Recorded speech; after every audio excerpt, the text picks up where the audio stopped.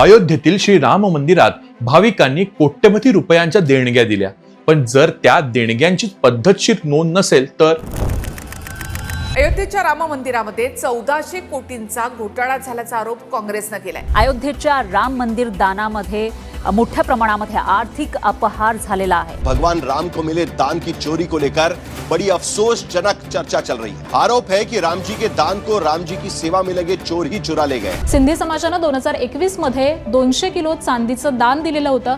राम मंदिरामधील दानपात्रातील घोटाळ्यानंतर सिंधी समाजानं हा सवाल उपस्थित केला। चढ़ावे में दिए गए 200 किलो चांदी वाला रहस्य क्या है, ये भी आपको बताएंगे। सध्या समोर आलेल्या एका अहवालामुळे राम मंदिर व्यवस्थापनावर गंभीर प्रश्नचिन्ह निर्माण झालं आहे।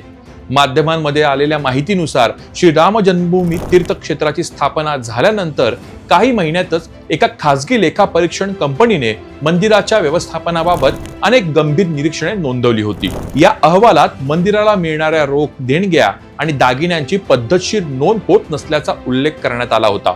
तसेच आर्थिक व्यवहार, डेटा व्यवस्थापन आणि कर्मचारी जबाबदाऱ्या यासाठी स्पष्ट स्टँडर्ड ऑपरेटिंग प्रोसिजर म्हणजे SOP तयार करण्याची शिफारसही करण्यात आली होती। मात्र 6 वर्षांनंतरही या शिफारसी पूर्णपणे अंमलात आल्या नसल्याचा दावा केला जात आहे।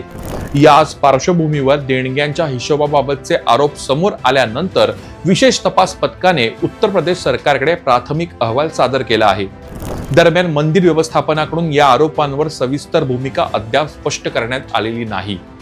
आस्था, श्रद्धा आणि पारदर्शकता या तिन्ही गोष्टी एकत्र नांदणे तितकेच महत्त्वाचे आहे। या प्रकरणात पुढे नेमकं काय निष्पन्न होतंय याकडे आता सगळ्यांचं लक्ष लागलं आहे।